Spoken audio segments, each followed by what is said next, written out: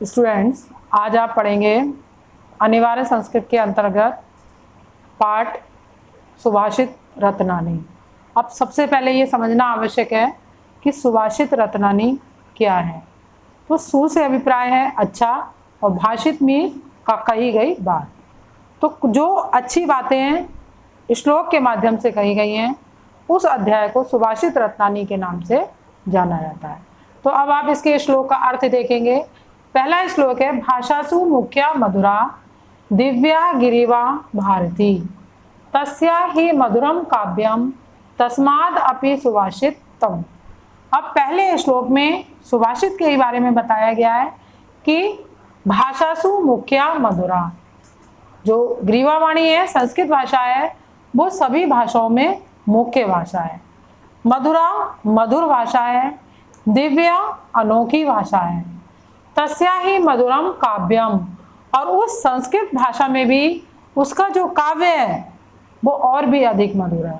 और तस्मादपि सुभाषितम, और उस संस्कृत काव्य में भी जो सुभाषित अंश है, सुभाषित रत्नानी के जो श्लोक है वो सबसे अधिक जो है महत्वपूर्ण है। तो इसका अर्थ समझ में आ गया होगा। अब अगला देखिए, सुखार्थिना कुतो विद्या कुतो विद्यार्थिना सुखम। सुखार्थी व त्यजेत विद्या और विद्यार्थी व त्यजेत सुखम। अब इस श्लोक में विद्यार्थी के विषय में बताया गया है कि विद्यार्थी को ज्ञान कैसे प्राप्त होता है। तो कह रहे हैं सुखार्थिना कुतो विद्या, सुख की इच्छा रखने वाले को विद्या कहाँ। यहाँ संधि है आपकी सुख अर्थिना, सुख की इच्छा रखने वाले को विद्या कहाँ, और विद्यार्थिना सुखम कुतो, और विद्या चाहने वाले के लिए सुख कहाँ। अर्थात यदि हमें विद्या प्राप्त करनी है तो हमें सुख का त्याग करना होगा, और यदि हमें सुख प्राप्त करना है तो हम वास्तव में एक अच्छे विद्यार्थी नहीं बन सकते। सुखार्थिनी वा त्यजेत विद्या, सुख चाहने वाले को विद्या का त्याग कर देना चाहिए। और विद्यार्थी वा त्यजेत सुखम, और विद्या की इच्छा रखने वाले को सुख का त्याग कर देना चाहिए। ये श्लोक आप लोगों के जीवन के लिए अत्यधिक महत्वपूर्ण है। अब तीसरा श्लोक देखिए, जल बिंदु निपातेन क्रमशः पूर्यते घटा सा हेतु सर्व विद्यानाम धर्मस्य च धनस्य च। अब यहाँ पर समझाया जा रहा है कि जल बिंदु निपातेन, जल की एक एक बूंद गिरने से पूर्यते घटा क्रमशः, धीरे धीरे घड़ा भर जाता है। आप लोगों ने देखा होगा कि अगर एक एक बूंद करके भी अगर इकट्ठा किया जाता है तो घड़ा भर जाता है। सा हेतु, ठीक उसी प्रकार से सर्व विद्या नाम, यदि हम प्रतिदिन विद्या का अध्ययन करते हैं, प्रतिदिन कुछ ना कुछ पढ़ते हैं तो विद्या हमारे पास एकत्रित हो जाती है। धर्म से, यदि हम धर्म की चर्चा प्रतिदिन करते हैं तो हमें धर्म का ज्ञान प्राप्त हो जाता है। धन से चा, और यदि हम थोड़ा थोड़ा करके धन संचय करते हैं, एकत्रित करते हैं तो हमारे पास धन संचित हो जाता है। अब चौथा देखिएगा, काव्य शास्त्र विनोदेन कालो गच्छति धीमताम व्यसनेन च मूर्खाणाम निद्रया कलेन वा। अब इस श्लोक में बताया जा रहा है एक मूर्ख व्यक्ति में और विद्वान व्यक्ति में क्या अंतर होता है। तो सबसे पहले विद्वान व्यक्ति के लिए कहा जा रहा है, धी कहते हैं बुद्धि के लिए, मता मने मति वाले, बुद्धि की मति अर्थात विद्वान व्यक्ति। जो विद्वान लोग होते हैं, जो पढ़े लिखे लोग होते हैं, उनका जो समय व्यतीत होता है काव्य शास्त्र विनोदेन, काव्य शास्त्र को पढ़कर आनंद लेने में कालो गच्छति, उनका समय व्यतीत होता है। व्यसनेन च मूर्खाराम, अब इसके विपरीत जो मूर्ख लोग होते हैं उनका समय बुराइयों में व्यतीत होता है। बुराइयों से हमारा अभिप्राय है किसी की चुगली करना, किसी के बारे में उल्टा सीधा बातें करना या गलत आदतों में पड़ जाना। निद्रया, नींद में व्यतीत होता है। कलह, झगड़ा करने में व्यतीत होता है। तो विद्वानों का समय काव्य शास्त्र को पढ़ने में व्यतीत होता है, और मूर्खों का समय बुराइयों में, नींद में और झगड़ा करने में व्यतीत होता है। अब आप चौथा देखिए, चौथा यहाँ आ गया आपका।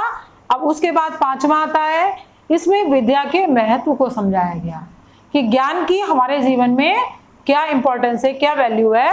तो कह रहे हैं, ना चोर हार्या न च राजहार्यम न भ्रातवाज्यम न च भारकारी।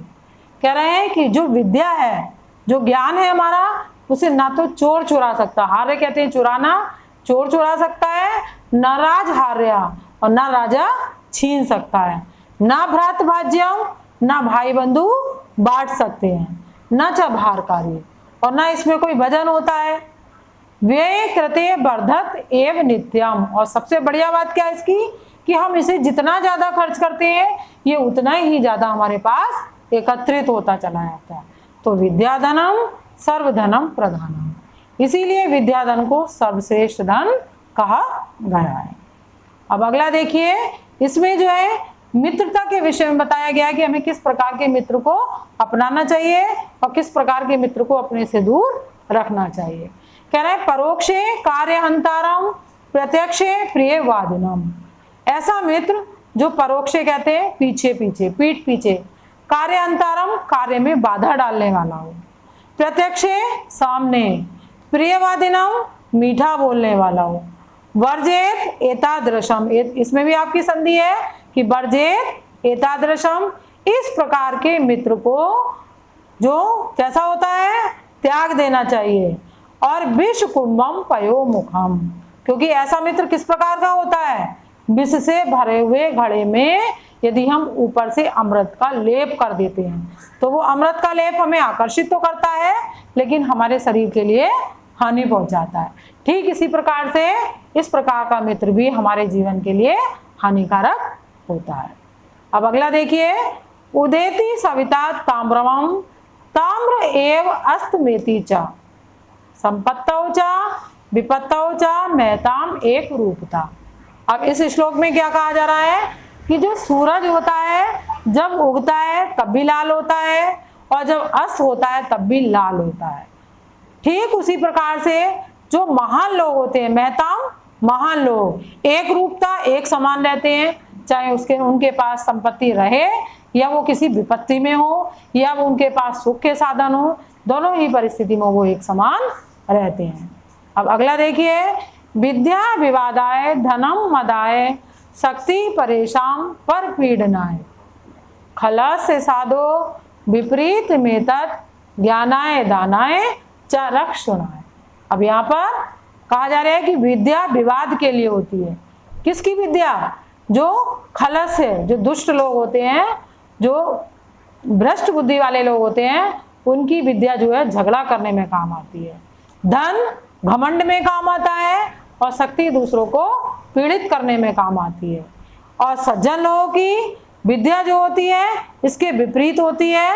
विद्या ज्ञान के लिए होती है, धन दान करने के लिए होता है और शक्ति जो होती है वो दूसरों की रक्षा करने के लिए होती है। आज के लिए इतना ही काफ़ी है। उम्मीद करूंगी आप इन श्लोकों को अच्छी तरह से पढ़ेंगे, इनका अर्थ अपनी अभ्यास पुस्तिका पर करेंगे। अगर यदि आपको कोई भी किसी प्रकार की कोई दिक्कत आती है किसी श्लोक में तो उसे आप पुनः पूछ सकते हैं। धन्यवाद।